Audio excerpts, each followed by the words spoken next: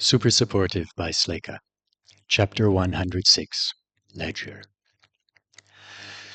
At North of North that morning, Alden had a plyometrics session with Bobby and the guy who'd been analyzing how his movement traits stressed his body. They'd roped off a section of the building's marble floor foyer just for him because they'd wanted to watch him on different types of ground, and they hadn't tried marble yet. He was doing his best not to feel self-conscious while he jumped up and down on progressively higher boxes. Regular jumping, magic jumping. Higher, Alden. Faster, Alden. Ignore all the superheroes getting their smoothies, Alden. There's an actual hyperbole watching me hop around. That's not strange at all. She was a spunky-looking girl with teal hair. Well, not a girl, he corrected himself. Isn't she like 40? She was a U-type, and in English her name was Plopstar. Holden had always found that concerning. Laying waste to acreage with falling magic sprinkles? Sparkles? Awesome. But calling yourself Plopstar while you did it? Could she really be trusted to aim her magic sparkles at the right spots? Let's get some more height on the next one, said Bobby, moving a mat out of the way. She'd brought it to toss in front of him in case he overshot a box on a high jump. Tell me if anything starts to hurt.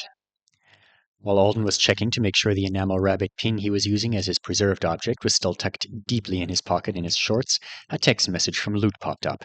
He'd just woken up, and he was booking the privacy booth for them to have their word chain tutoring session. Do you want a creepy one, a snobby one, or an underwater one? Why are those the only three options? Why are those options at all? He'd heard the phrase privacy booth. He'd assumed it would be similar to an office cubicle or a restaurant booth. Lute seemed like someone whose idea of creepy might be really creepy. Is there a normal privacy booth? What about one in the back of a ride shop? They'll check our molars for explosives and teach us a secret knock. Snobby sounds good, Alden said immediately. If molar checking happened at these places, he wanted the least creepy molar check available. Throw your hips into it, a voice shouted across the foyer. You can go higher, kid! Plopstar is yelling at me, Alden told Lute. He tried to ignore her. Then he realized that ignoring was probably not the way to go with one of the most powerful people in the world, so he smiled and waved instead. R.I.P., said Lute. It was nice knowing you. When she glitters you to ash, can I have your room? Alden survived his gym session with only a little more input from a rank 1 than he would have liked, and afterward he set off on a rental bike for a skate park where Lute was hanging out with Haoyu. It was a gorgeous day for Anesidora. Blue sky, sunshine, breezy. People were walking around in flip-flops and tank tops and pretending it was actually warm instead of just warm enough. Lexi thinks the rest of the planet isn't for us, and it never will be, Alden thought as he pedaled. He felt so unsettled by the sentiment, and he couldn't understand why he did. He was perfectly aware of what Anesidora was. He'd had multiple conversations with people about it. A lengthy government letter was still in his inbox, announcing the official date his U.S. citizenship had expired. Maybe it was the way Lexi had delivered his opinion, like it wasn't really up for debate, just a simple truth. Hey, system, he said as he wove around a stroller that had been parked in the bike lane outside a clothing store. Pull up my exit letter, the one that de-citizens me, text to audio. He didn't know exactly what he was trying to figure out as he listened to the message read itself. He wanted to judge the tone, maybe, and that wasn't the easiest thing to do. The letter sounded like it had been crafted by a roomful of writers who'd been threatened with execution if there was a single negative connotation toward any party. There was no line in there that explicitly said, fuck off Alden Thorne, the country just works better for the rest of us without you in it. It was, of course, professional and full of language that implied he was a good person and should be proud of himself. They were confident he would use his extraordinary gifts in protection of and service to our United Nations of Earth and all other known peoples throughout the universe. Yeah, it's pretty final. He was surprised they'd thrown the other species into the mix, though. It felt like an unusual show of solidarity with the other resource worlds in the first place. And in the second, this was a letter about how Alden had to go live on Anesidora now. Stay there. That's the spot where we put the people with the extraordinary gifts. Good boy. It really didn't have anything to do with the other known peoples throughout the universe at all. So that's it. They couldn't manage to keep living on an isolated island sound like my noble duty, so they talk about how I'm protecting and serving as an avowed instead, and hope I won't notice the two are entirely separate things. Not surprising, nothing new. It just sounded different a few hours after he'd heard Lexi describe Anesidora as the place that actually wants us. He looked around him. A girl in a university t-shirt was in the lane ahead, using shaping gestures to power her bicycle instead of the pedals. On the street, people were making full use of their running licenses, whipping around cars and motorcycles, and he'd spotted Bedlam Beldam on his way to the gym, soaring around above the drone traffic layer on her broom glider. He'd taken a quick video for Bo. It was all so Anesidoran, so Apex. A couple of minutes later, he reached a small skate park. He racked the bike and took in the scenery. It had sounded like his roommates were just going to hang out together, and Haoyu was going to teach Lute how to use a board. But their plans must have changed. He saw Haoyu, but there was a large and peculiar assortment of their classmates present. Cone was there, so it was probably his doing. Lexi's brother went through the day picking up people like they were Easter eggs. Maricel, Vandy, Tuyette, and Everly were all playing around with a single skateboard. It was obvious they'd never used one before. Heloisa was doing conspicuous kickflips in Mady's line of sight, and he was pretending not to see her while he went up and down a ramp. Haoyu was on a board at the edge of the park, animatedly explaining something to a watching Cone and Jeffy. The girls were closest, so Alden headed over to them. If I ice the top of it and use my skill to stick myself to it, do you think that will make me better or worse? Everly asked Tuyette and Vandy. She had her arms crossed over her chest, and she was watching Maricel skate away from them across a flat section of concrete. You might damage Haoyu's boards. Vandy's hands were making a pressing motion down by her sides. Alden looked around for whatever patch of air she was working on. Vandy was almost always doing something with her magic. It took him a while to spot it today. Her shoulder-length hair didn't seem to be moving in the breeze like everyone else's. Hi, Vandy. Are you shaping the air around your face? Blue-gray eyes fixed on him. Yes, she said. I'm practicing stilling rather than moving today. Maricel is practicing soil compression with the dirt in her pockets. Everly is thinking about freezing skateboards, and Tuyette is taking a day off for rest. Everly shook her head. Oof, thought Alden, the judgment in her tone. I can't throw darts around out here in public, Tuyette protested. It'll scare people. They're weapons and they're little. It's hard for anyone to know if I've got safety blunting on them or not. Vandy was the kind of person who asked you with utter seriousness how you were going to overcome your rabbit disadvantage so that she could make plans for shoring up your weaknesses if you happened to be in battle together 15 years from now. It had to be tough to be her friend sometimes. Not everyone wants to practice every minute of every day, Everly told her. Weekends are healthy. Alden's not practicing right now. Yes, he is, said Vandy. Alden looked at her in surprise. He's almost always practicing, Vandy informed the other two.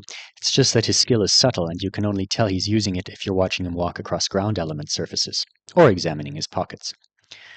Maricel was skating back toward them. Her pixie cut had gotten a dye job. She had a few small pink streaks in the back of her neck. She smiled as she joined them. Are you really time-stopping something right now? Tuyette asked Alden. A few people almost always referred to Alden's power with temporal language rather than using the words he himself usually did when he was talking about it.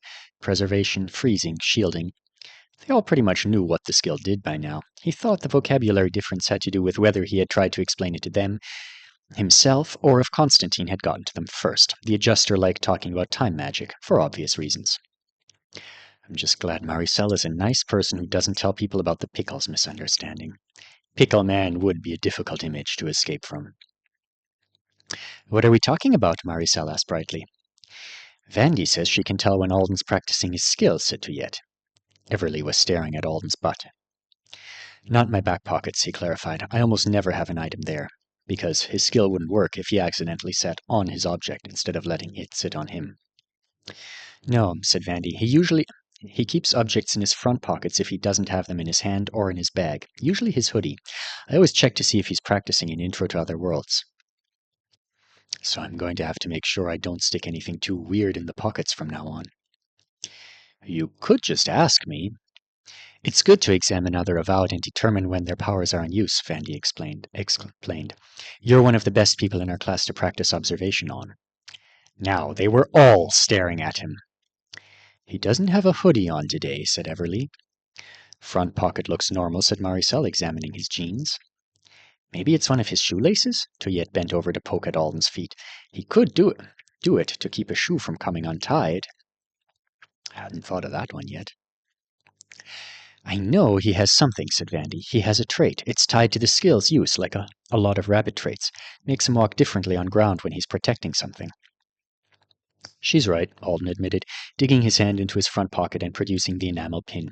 I can cut the trait off, but I usually don't bother. I carry this sometimes when I just want to practice and I don't have anything I really need to preserve. Or I pin it to my shirt. It's small, so it doesn't get in the way. Aw, it's a bunny, said Everly. They gave them to all the rabbits in intake. Maricel looked at him for permission, then reached out with a finger to poke the pin on his palm. I really can't touch it. It looks like I'm touching it. I'm touching something, but it's not the pin. You're touching a layer of protective magic. Vandy looked very satisfied. All right, said Tuyet with a sigh. I'll practice later, not here where I might accidentally poke out someone's eye. Right. Have you guys seen Lute Velra? I'm supposed to be meeting him here, but... He trailed off as a distinctly uncomfortable shift occurred. Vandy stiffened up like a board. Tuyet's lips pursed. Everly wrinkled her nose. Maricel hadn't noticed she was still rubbing the preserved pin curiously with her finger. Why are you hanging out with him? Everly asked. He's my roommate. Yeah, I know. Haoyu's living with him, too. He was here when we got here, Tuyet said slowly. Then he left. Alden frowned at them. He's tutoring me. Everly scrunched her nose again. Are you learning music? Word chain, said Alden. I need to try that, said Maricel, looking up. I've never done one. Let us teach you, Vandy said immediately. I know 2 different ones, said Tuyet. Maricel suddenly caught the vibe. She looked between Alden and her roommates. I don't mind teaching you, too, Vandy said to Alden. It's good you want to learn some. Supplemental magics will be particularly important for you. Holy shit, they must hate Lute. They hadn't said anything terrible, but Alden hadn't even realized Tuyet had a critical bone in her body. She got nervous if people argued during breaks in gym. And he rather liked Everly. She was super tough and hard-working, and Vandy had just offered to tutor him, instead of saying, will the expert tutor me, too? Which would have been more in line with what he thought of her character. If they were known dicks, like Winston or Mehdi, he'd probably have said something cutting. But they weren't, and Maricel was here, and these were the people she was trying to make friends with. Evacuate, he decided. Thanks, but I'm grateful Lute's teaching me. He's been taking time out of his schedule to tutor me all week, and he's amazing at it. I'll track him down. Lute, where are you? He texted quickly. Skate park still. I'm here. I don't see you. Already? Meet me on the side farthest from the street, by the trees. Found him, said Alden, even though he hadn't yet. Bye, guys.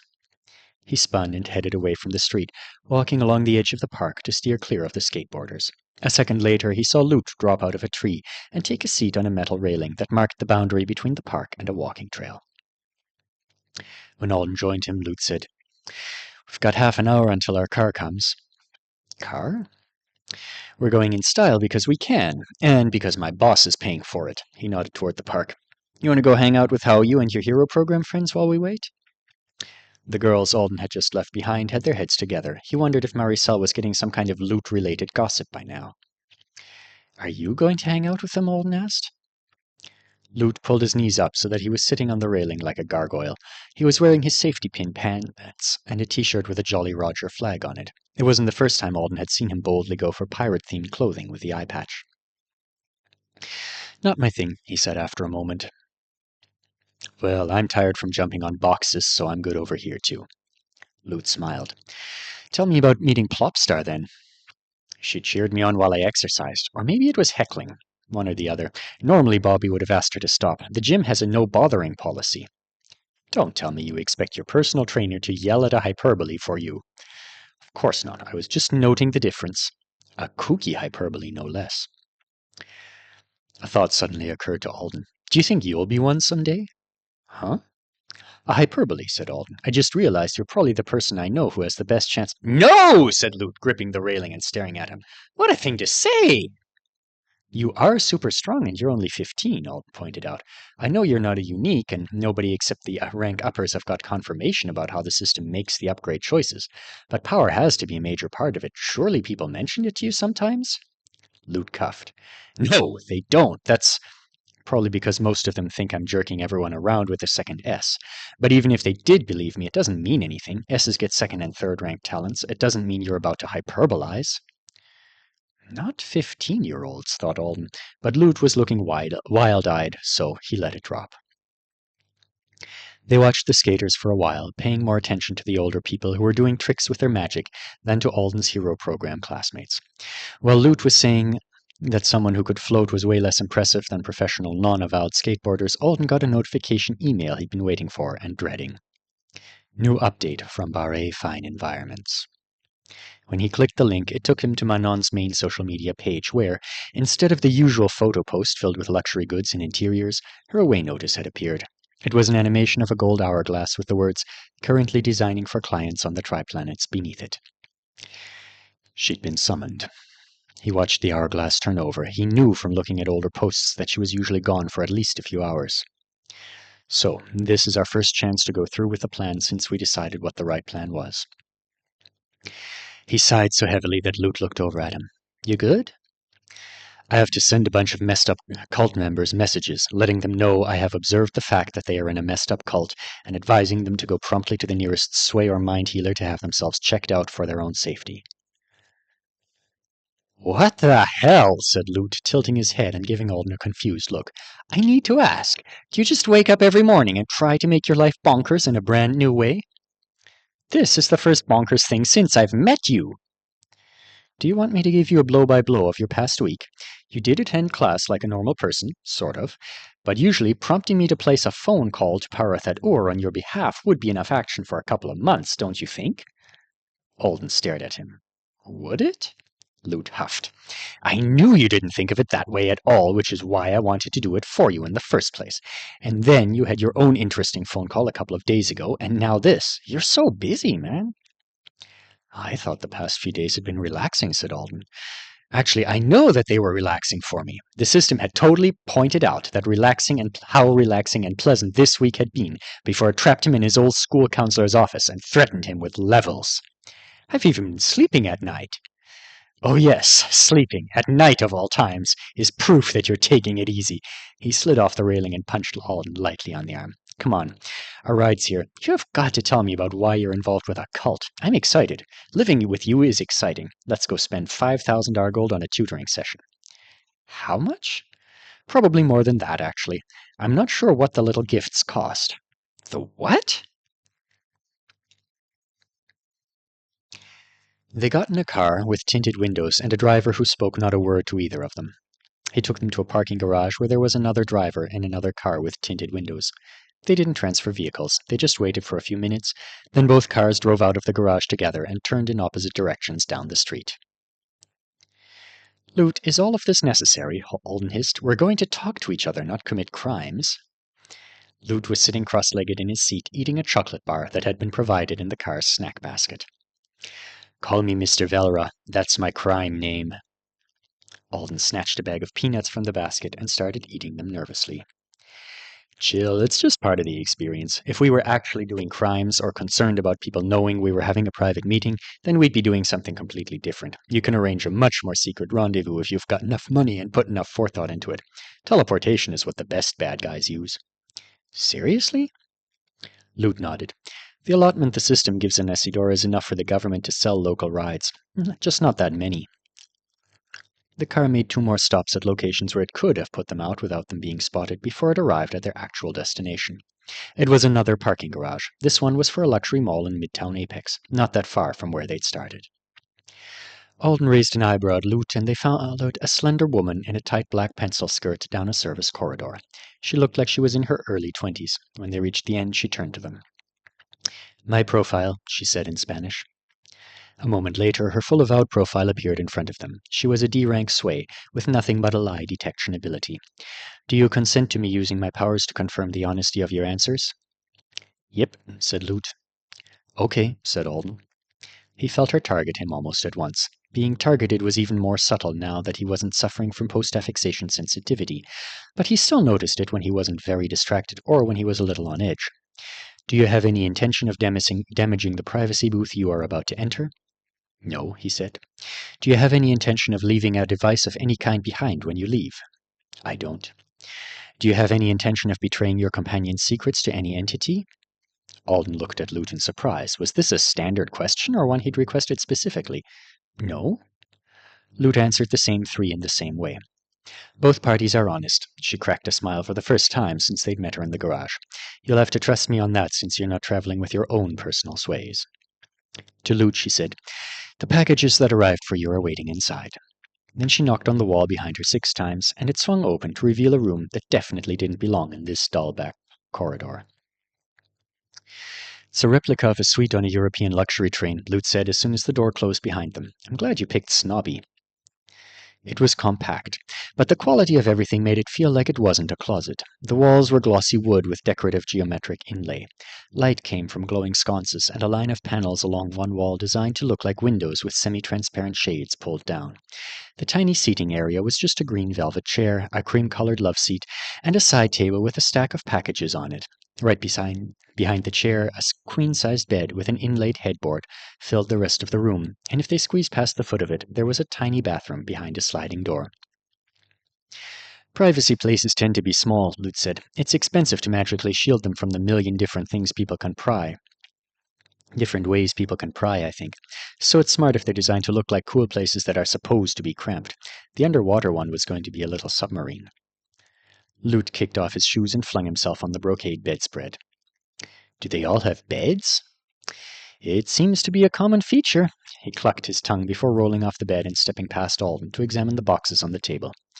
We've got this place for 6 hours, so if you need to send your messages or something, go ahead. I've got to look through the supplies before we get started to make sure I understand what it is Parathadori expects me to actually do with you. While I'm opening these, please do tell me about your cult problem. I'm incredibly interested in people's cult problems. Alden took his own shoes off and sat on the love seat. It was so soft that it took him a second to stop appreciating the fabric with his fingers before he spoke. If there was an avowed talent that was capable of mind control, and it wasn't known as that kind of power, how bad would it be for the people who had it if the news got out? Lute was undoing the latches on the front of a leather case. It depends. There's plenty of magic that skirts the edges of mind control, and people usually don't freak out about it. Everyone knows if you whack a peel up far enough, interesting things can happen before the system cuts you off or starts offering you alternatives. And there are some iffy spell impressions outside of sway, as long as it's still in a gray area where you can't say for sure the person used magic directly on your actual thoughts. I'm 99% sure she does something directly, said Alden. I don't think it's the main way she controls her minions necessarily, but it exists. I was really suspicious of her one day, and I knew she'd behave badly towards me. Then a couple days later, it was like that knowledge was at the back of my thoughts. My friends had to remind me that I had a problem with her, and I'm not usually forgetful about people who creep me out. And I was having a picnic with her cult once, and they were all being nice to me, and I was being nice to them, and they just started strongly disliking me again mid-supper. And she totally convinced a lady with a busted leg that she was too shy to ask the medic for help. Lute looked up. Yeah, that's less gray area and more actual mind control. It would be awful for the people who had the talent without knowing it. Alden groaned. I don't want to ruin the skill's reputation, but if the people I'm trying to help take me seriously, it'll probably come out. I feel terrible about it. It's not your fault someone found a dangerous use for a skill. Lute shut the case and opened a carved wooden box. This kind of thing happens. Anyway, if it's got a mind control component, it's going to be news eventually. If it's today or 20 years from now, the only difference is when it gets ruined for people. And there could be someone taking it right this second who wouldn't if they knew it would make them look suspicious for the rest of their life. So you might be saving more people than you destroy. Can we not use the word destroy? What's the skill? It's Tailor Environment. You know that Lute spun toward him. Shit, that's bad. I was assuming it was something obscure. That skill is so popular. I know. It's one of the sure thing skills for C-rank rabbits. I know. Everyone loves that skill. It makes the world comfortable, and it makes people so much money. The woman who's misusing it is older, probably one of the first people to acquire it, before it even got really popular here on Earth. Oh, Lute bit his lower lip and furrowed his brow. Has the skill found its top yet? The guy who really popularized it said his is at level 14 now, so probably around there. So it's a skill that gets fat, too. That makes it more desirable. But it should make you feel better. Why? You said the person you met is one of the first to ever select it. She could have topped it off a decade or more ago. I'm sure there aren't any C-rank rabbits running around at level 4 or 5 who could make you too shy to get help when you were injured. And since it's such a beloved talent, it might end up being a situation where people with it just have to be more open about their profiles from now on to prove they haven't taken it really high. It'll still be upsetting for them, but not life-ruining. The Artonans might even change the skill for future human users. Wouldn't count on it, though. Sounds like the mind control might be a desirable part of it, if it wasn't a bad person using it that way. Alden threw his legs up onto the love seat. You think they wanted to do that? You think they designed one of their own favorite skills for their most frequently summoned class haphazardly? Lute countered. Tailor environment is about arranging things so that they're exactly where someone likes for them to be, right? Say you're a wizard about to do some stressful wizard job. You snap your fingers, a rabbit appears. They clean your potion kitchen or whatever, prep your equipment in the perfect way, and put all your tools exactly where they'll be the most useful for them. For you. Then, before you send them off with a pocket full of Argold, you have them tuck your doubts and stresses behind task-focused thoughts so that you can get down to business. Like having someone put the files in your head in order would be great. I assumed she was just pushing the skill way out of line for its intended use, Alden said. She sounds like a freak. She touches brain without permission. If telling her victims makes the word spread, it's a shame for all the nice rabbits. But sometimes Avowed just have to deal with people thinking our powers are icky. And maybe, if it does work like I just guessed, it'll be seen in a more positive light. Alden glanced back at Manon's hourglass animation. He checked his other messages just to make sure Bo wasn't back from cat space yet. Boater is getting their warnings today, he texted. Doing it the way we talked about. When you get back from your timeout, it's your turn.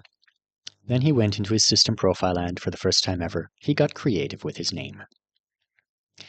The contract didn't care what Avowed called themselves, and it didn't mind them setting their preferred name to be entirely different things for different locations, people, or situations.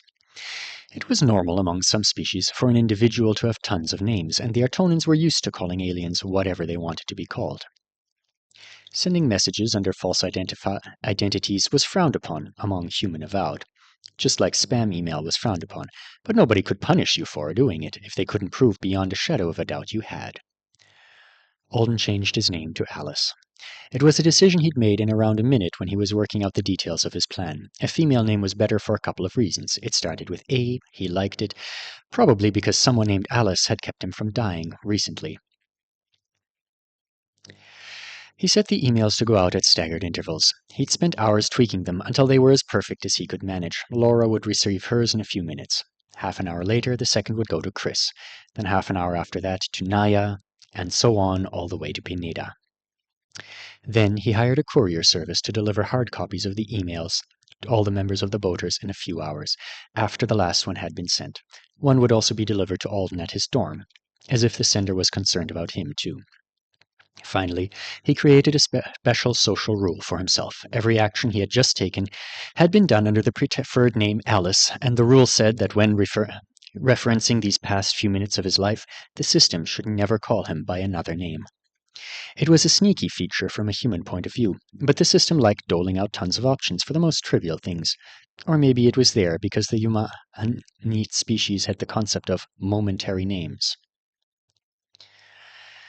Alden switched his name back. All the messages he just sent would now be from Alice, and if someone asked the system who'd sent them, it would still answer Alice, even though his name was now back to his original. It was secure because the systems were disinclined to tattletale. Alden hadn't always planned to send his warnings anonymously, but he'd decided that there were significant benefits. First, Manon had predisposed the Boaters to dislike him. What if her brainwashing would prevent them from believing any message with his name on it? Second, if this all turned into a huge shit show, he didn't want Manon to try to sue him for defamation of character or something.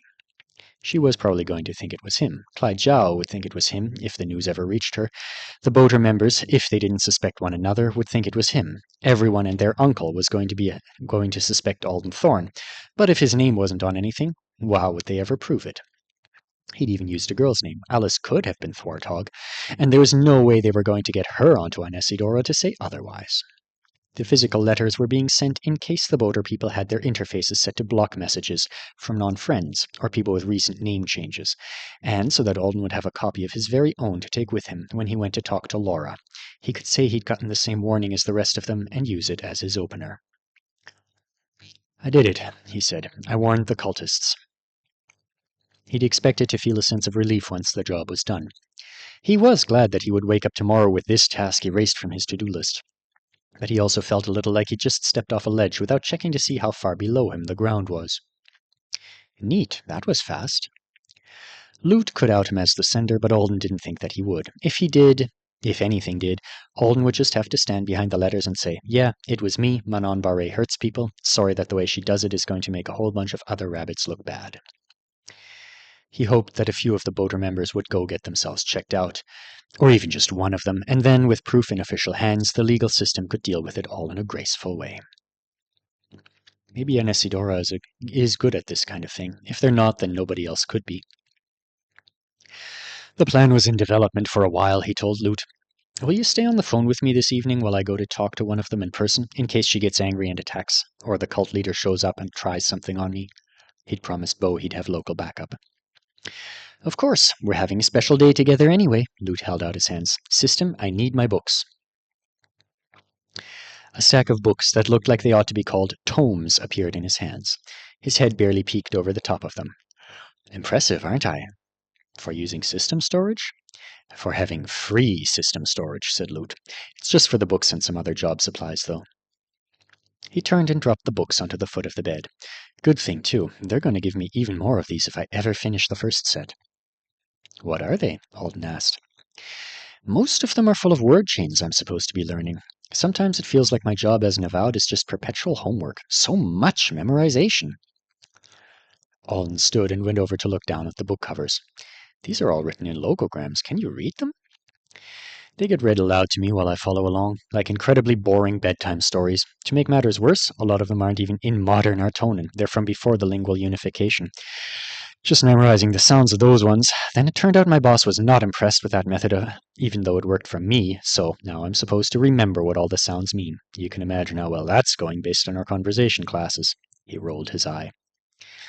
"This," he grabbed the smallest and plainest looking of the books.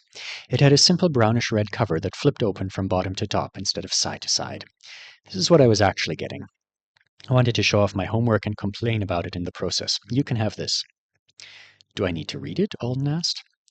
"No, it's a ledger. They gave it to me on my first day as a chainer for whenever I wanted to take a student." Lute held it out toward him, and he took it. "You asked whether self-mastery was an exclusive word chain, and I told you it wasn't really. That I just need to vouch for you and get permission to teach it. This is the final step in me vouching for you. Giving you this means I'm taking responsibility for your word chain usage." He scratched his head. "You're supposed to write down all your chains in there, and then show it to me or send me a copy through the system, so I can remind you when it's time to pay them back. Sorry, I know it's childish." Alden flipped open the book. Inside, the first page had a spot for him and Lute to both sign their names. There was a line in logograms down the side that talked about following sacred paths. The second page was a grid. Despite the thick paper and some more poetic language sprinkled around, it was quite simple. There were spaces for chain names, casting dates, and finishing dates. "You want me to write down everything I use?" "Just what I teach you. If you wanted to write down more common ones when you use them too, that would be a good thing for me. Parathat-ur is going to ask me about you all the time since he's decided you're the best. And you having a fuller ledger would make him very happy." "I don't mind doing this," said Alden, thinking it through. "Can't imagine why it would be a problem for me, but I don't understand why it's necessary. Word chains pay themselves off if you don't pay them off in a timely fashion, right?" "This is one of those things I was happy my boss ordered me to teach you about. The duty I totally knew I'd get assigned when I called him. Word chains do land the debt on you, if they're healthy." "Healthy?" "Let's sit down," said Lute, throwing himself at the green velvet chair. "This is only going to take a second to explain. But we have to have our tutoring session, and that's going to take ages. Try not to get in trouble for the next few hours, all right? 1 mind control cult per day."